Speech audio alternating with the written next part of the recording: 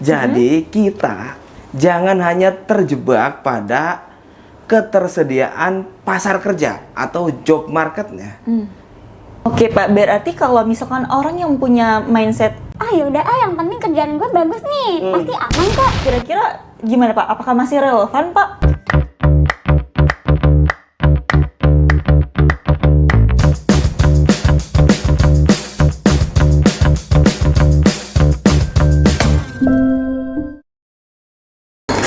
Selamat datang di Pojok Sukses. Bersama saya Ainul, kita akan membahas mengenai calon orang sukses yang sedang mencari, meniti, dan berjuang di jalannya. Nah, teman-teman ngerasa nggak sih 2026 ini rasanya baru aja mulai tapi udah banyak banget nih permasalahan-permasalahan, mulai dari geopolitik sampai dengan perekonomian. Kalau ditanya takut apa enggak, pasti takut dong ya. Apalagi diam-diam dampaknya sampai ke dunia karir nih. Di situasi yang seperti ini, rasanya kita kerja mati-matian akan percuma nggak sih kalau mindset kita masih cari aman? Kalau gitu di 2026 ini, biar karir kita berkelanjutan dan terhindar dari dampak-dampak tersebut, kita harus ngapain dong? Nah, kesempatan kali ini kita akan membahas mengenai mindset 2026 bersama narasumber kita yang berkecimpung di dunia talent development dan business leader. Bersama saya sudah ada Pak Agung. Halo Pak Agung. Halo Mbak Inul. Halo, Pak. Ya, kabar baik buat saya dan saya rasa buat teman-teman juga semuanya juga dalam kondisi baik dan sehat ya. Nah, menyinggung apa yang disampaikan sama Mbak Inul tadi terkait dengan karir 2026, ya tentunya ini sangat dinamis ya. Karena seperti yang saya sampaikan pada video-video sebelumnya bahwa bisnis pun sebetulnya bertransformasi dari masa ke masa. Nah, di 2026 juga saya pikir bagi mereka profesional berada di bidang karir juga harus bisa menyesuaikan dengan kondisi kekinian di 2026. Ya, jadi jangan cuma sebatas kita terjebak dalam comfort zone, gitu kan, atau cari aman dalam karir, tetapi juga harus bisa beradaptasi, yaitu dengan adaptasi brutal. Wah, menarik nih Pak. Kalau boleh kita zoom, apa sih Pak yang dimaksud dengan adaptasi brutal itu? Ini dia, ya. Jadi adaptasi brutal itu sebetulnya adalah kita kan paham ya bahwa situasi karir itu tadi saya sampaikan berjalan sangat dinamis gitu. Jadi kita jangan hanya terjebak pada ketersediaan pasar kerja atau job marketnya. Tetapi kita lihat juga bahwa perusahaan sejauh ini juga sangat agresif untuk melakukan efisiensi. Betul. Ya, jadi menurut saya ini adalah suatu ancaman buat kita semua yang memang sebagai orang yang berkecimpung dalam dunia karir. Nah, adaptasi brutal itu adalah mereka yang bisa melakukan penyesuaian dan pengembangan diri tidak hanya sebatas pada satu skill saja. Tapi bisa beradaptasi pada level skill yang lain sehingga ketika mereka mendapatkan challenge untuk dipindah dalam posisi kerja yang lain, terus untuk menduduki posisi jabatan yang lain, mereka siap di posisi tersebut dalam segala situasi yang mengancam, kurang lebih seperti itu. Oke Pak, berarti kalau misalkan orang yang punya mindset yaudah yang penting kerjaan gue bagus nih, pasti aman kok. Kira-kira gimana Pak? Apakah masih relevan Pak? Ini dia ya. Kerja bagus itu penting. Jadi yang disampaikan sama Mbak Inul, kerja bagus. Yang penting ketika saya dikasih kerjaan saya bisa menyelesaikannya, ya itu penting, gitu kan? Apakah itu relevan? Nah, ini yang menjadi pertanyaannya. Kondisi saat ini dan dinamika bisnis saat ini tentu mengharapkan bahwa setiap orang yang ada di perusahaan mampu mengembangkan diri sesuai dengan kompetensi yang diharapkan pada perusahaan yang diterapkan strategi pada saat itu. Jadi katakanlah pada saat 2026 manajemen melihat bahwa perusahaan ini harus dikembangkan dari segi pelayanan misal.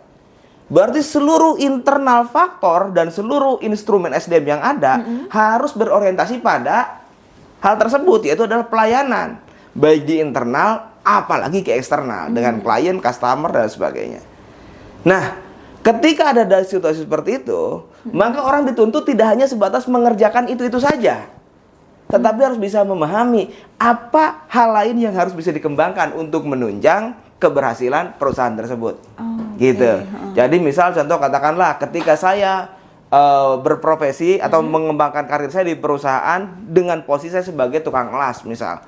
Bukan berarti saya harus mempertajam diri saya bagaimana melakukan pengelasan secara teknis, tapi juga saya harus bisa makan apa dan bagaimana cara terbaik untuk bisa membantu rekan-rekan tukang yang las yang lain bisa menghasilkan produk yang bagus atau hasil las yang bagus dalam hal ini. Kurang lebih seperti itu, Mbak Inul. Nah, oke Pak. Tadi kan Bapak sempat nyinggung nih Pak terkait mindset aman nih. Nah, kira-kira mindset seperti apa sih Pak yang bikin orang itu nge-stuck di karirnya? Oke, nah ini luar biasa nih ya. Saya pikir gini Mbak Inul ya, terkait dengan hal tersebut gitu. Sepengamatan saya sejauh ini bahwa orang bisa terjebak dalam situ tersebut ada 3 jebakan menurut saya. Jebakan yang pertama adalah kerja keras didefinisikan itu sebagai kerja yang aman.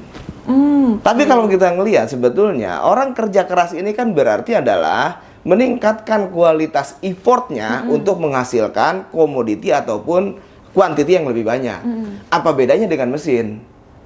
Gitu. Jadi kalau misalnya dia dianggap itu sebagai kerja aman, justru menurut saya nggak aman. Kenapa? Ketika importnya diporsis untuk menghasilkan sebuah kuantiti yang lebih banyak dan productivity, biaya maintenance-nya juga banyak. Ya kan? Biaya pemeliharaannya juga banyak dan seterusnya. Ya. Tapi menurut saya ini adalah satu jebakan sehingga mindset orang yang seperti ini yang penting kerja keras. Ini berarti aman menurut saya justru ini dalam kondisi yang tidak aman menurut saya begitu. Iya, oke. Jebakan kedua adalah spesialis sempit. Artinya apa? Artinya orang yang menganggap bahwa pekerjaannya itu adalah A, katakanlah dia sebagai tukang las seperti yang tadi. Baik. Dan dia hanya mempertajam hal tersebut tanpa meningkatkan kualitas satu layer pengetahuan di atasnya. Ini menurut saya juga suatu jebakan sehingga mereka tidak akan bisa berkembang. Contoh misal begini, tukang las tadi yang benar dia mempelajari teknis bagaimana cara mengelas dan sebagainya, terus kemudian berada di perusahaan yang berkembang, terus kemudian organisasinya juga berkembang dan membutuhkan satu tingkat pengawas di atas para pengelas yang tadi. Tapi kalau misalnya kita hanya belajar ngelas secara teknis, ketika ada kesempatan pun menjadi supervisor ataupun pengawas tukang las, nggak cukup karena kita hanya menguasai teknis. Ketika dia diposisikan sebagai pengawas, belum tentu dia bisa mengelola tim tukang las yang lain. Bagaimana? Belum tentu dia juga bisa mengelola pekerjaan tukang las yang lain. Bagaimana dia belum tentu juga bisa memanage activity dan target daripada para tukang las yang lain. Kurang lebih seperti itu. Jadi sempit spesialisnya. Nah, jebakan yang ketiga ini kerja, tapi tidak terlihat. Gimana tuh Pak? Itu begini ceritanya nih. Orang datang tiap hari, datang pagi, pulang sore, tepat waktu. Kerja ya kerja, disuruh ya dikerjain sama atasannya. Tetapi laporannya nggak ada. Waduh. Kalau laporan nggak ada, apa yang bisa dimonitor sama atasannya? Nggak ada. Terus bagaimana cara atasan menilai bahwa performa dia bagus atau tidak? Nggak ada.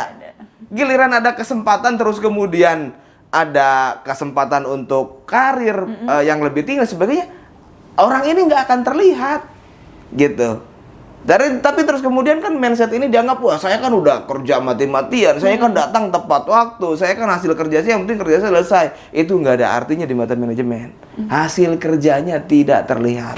Nah, oleh karena itu dari 3 jebakan yang tadi, ini penting buat kita untuk bisa beradaptasi secara brutal.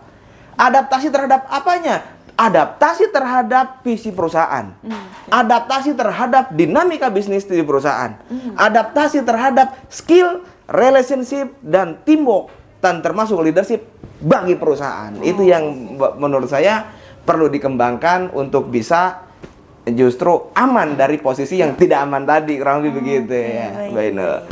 Baik Pak. Kalau kira-kira nih Pak, orang tersebut nih Pak masih bertahan dengan mindset yang penting cari aman ini, kira-kira apa sih Pak yang akan terjadi di kedepannya? Di gejolak 2026 ini, yang tadi Mbak Inul sampaikan ke saya, ini akan terjadi dampak bagi orang-orang yang tersebut tadi tuh. Yang pertama, karirnya bisa mengalami stagnan. Kenapa? Karena nggak ada sesuatu yang bisa diharapkan lebih jauh dari orang tersebut. Orang dia mengerjakan cuma fokus pada hal teknis, gitu kan ya. Iya, betul. Hasil kerjanya juga nggak terlihat dan sebagainya. Otomatis akan berdampak pada karir yang stagnan. Yang kedua, burnout terus-menerus nih. Ya kan? Dia juga akan lama-lama akan redup gitu. Ya. Lama-lama akan nggak terlihat, terus kemudian ketika ada justru tereliminasi oleh generasi-generasi baru yang mereka lebih adaptif terhadap situasi bisnis saat ini, gitu ya. Nah terus kemudian dengan kondisi tersebut dampak yang ketiga jelas ini akan bisa tereliminasi atau terdampak dari efisiensi, kurang lebih seperti itu sih Mbak Inul. Dan itu nyata ancaman tersebut di depan mata gitu. Wah, ternyata cukup serem juga nih ya Pak, apalagi ternyata dampak akhirnya adalah sampai ke PHK. Nah, kebetulan nih, karena Bapak dari orang talent development ya Pak, boleh kali Pak di-spill gimana sih caranya kita mengubah mindset kita ke mindset brutal itu? Boleh Mbak Inul. Oke, jadi saya sebetulnya punya tips dan beberapa tips sebetulnya untuk mungkin bisa dijadikan oleh rekan-rekan yang lain supaya bisa survive di tahun 2026 dan tidak hanya di 2026 tentunya untuk tahun-tahun berikutnya, karena saya sampaikan di awal bahwa bisnis dan karir itu sangat dinamis. Tips yang pertama, job security diganti dengan skill security. Artinya apa? Artinya adalah kita tidak hanya terjebak dalam skill teknis itu saja. Tetapi kita juga berfokus pada bagaimana kita bisa mengamankan dan mengembangkan keterampilan yang kita miliki, gitu. Coba bayangkan kalau kita fokusnya ya udah saya adalah operator las misal gitu kan ya, dan saya selamanya akan menjadi tukang las. Yang penting hasil pengelasan saya bagus. Ya itu berarti cuman kita berfokus pada hal teknis atau job security, mengamankan pekerjaan sebagai tukang ngelas. Tapi kan harusnya kita bisa melakukan skill security, melakukan pengembangan skill-skill yang lainnya.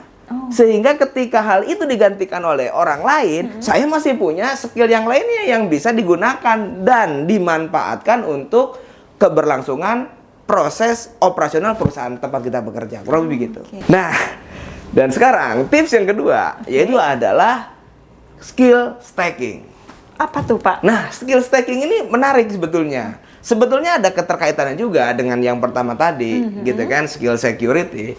Nah, skill stacking ini lebih kepada bagaimana kita tidak hanya sebatas fokus dan pengembangan pada satu skill aja.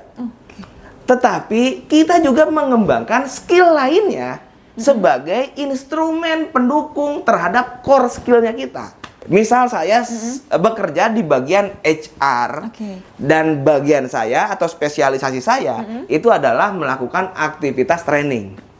Makanya dulu awal karir saya sebagai HR training tuh. Oh gitu Pak. Nah, tapi kalau saya mau jadi manajer HR, saya harus menguasai skill yang lainnya. Skill rekrutmen, terus kemudian kompensasi and benefit, terus kemudian mungkin yang lainnya juga termasuk industrial relation dan lain sebagainya. Nah, ketika pengembangan skill-skill pendukung yang lain itu justru bisa meningkatkan kualitas karir saya sebagai manajer HR. Jadi dalam posisi yang dinamis tersebut tidak mudah tergantikan, kalau begitu. Nah, untuk skill yang ketiga ini adalah adaptif. Adaptif itu apa sih? Adaptif ini kan sebetulnya dia ini bisa beradaptasi dengan segala bentuk perubahan. Di awal saya selalu sampaikan bahwa bisnis itu dinamis. Ya. Betul. Makanya orang yang bisa bertahan dan orang yang memiliki value adalah mereka yang tidak mengkonfrontir perubahan. Artinya apa? Mereka tidak defense terhadap adanya perubahan, enggak. Mereka lebih siap ketika ada perubahan. Nah, itu yang dimaksud dengan adaptif. Jadi ketika terus kemudian ada perubahan dari manajemen, wah ini kenapa kok manajemen begini padahal kita udah siap-siap begitu, itu orang yang nggak siap. Nah, itu bisa tergantikan tuh. Ya kan? Makanya saya bilang berikutnya adalah jadikan rekan-rekan semua adalah orang yang mampu membuka cakrawala berpikir sehingga bisa menerima perubahan dan beradaptasi dengan segala bentuk perubahan. Nah, tips yang keempat, ini ada tips yang terakhir. Jangan jadi pekerja tapi jadi problem solver. Ya, Jadi problem solver artinya apa? Bahwa pekerjaan yang kalian lakukan tidak hanya dijadikan sebagai ritual rutinitas, tetapi harus peka juga terhadap setiap problematika yang muncul di perusahaan dan di pekerjaan teman-teman semuanya. Maka setiap kali ada masalah, rekan-rekan semuanya terlibat sebagai orang yang memecahkan masalah tersebut. Gitu. Nah, itu yang akan meningkatkan atau menambah value ya, menjadi edit value buat rekan-rekan semuanya. Gitu. Nah, jadi saya pikir gini, kita harus bisa peka terhadap masalah, jangan jadikan kita sebagai pekerja yang terjebak dalam ritual dan rutinitas pekerjaan. Tetapi ya dong, jadi kita kan juga harus terlibat dalam memecahkan masalah, kira-kira gitu kan ya. Nah, menurut saya kalau teman-teman semua merasa sekarang kerja aman dengan menjalankan rutinitas dan tidak menjadi bagian dari masalah, sesungguhnya teman-teman adalah bagian dari masalah itu sendiri. Wah, itu kan? Bagian dari masalah ya, Pak. Kalau bukan dari penyelesaian masalah, itu bagian dari masalah. Gitu. Wah, oke Pak. Berarti untuk bisa switch ke mindset brutal itu bukan hanya dari skill, tapi juga kemauan orangnya ya Pak? Karena justru orang yang cekatan dan responsif lah yang punya peluang besar untuk switch ke mindset tersebut ya Pak? Jelas itu. Wah, oke Pak. Wah, obrolan kali ini bikin saya melek banget sih Pak, gimana caranya menyikapi situasi di 2026 ini. Nah teman-teman, di 2026 ini bukan lagi zamannya cari aman. Dan lucunya, satu-satunya cara aman justru dengan adaptasi brutal. Adaptif, bangun skill, bangun mindset, supaya kita punya peluang untuk pilihan. Baik, terima kasih banyak Pak Agung untuk kesempatan kali ini atas insight-nya. Wah, luar biasa sekali. Terima kasih banyak Mbak Inul. Channel ini akan terus membahas mengenai manajemen bisnis dan pengembangan diri. Jadi, kalau kalian merasa channel ini bermanfaat, jangan lupa like, komen, dan subscribe channel ini, serta share konten ini ke teman-teman kalian yang sedang berjuang mencapai kesuksesan. Kita berjuang bersama di Pojok Sukses. See you next time!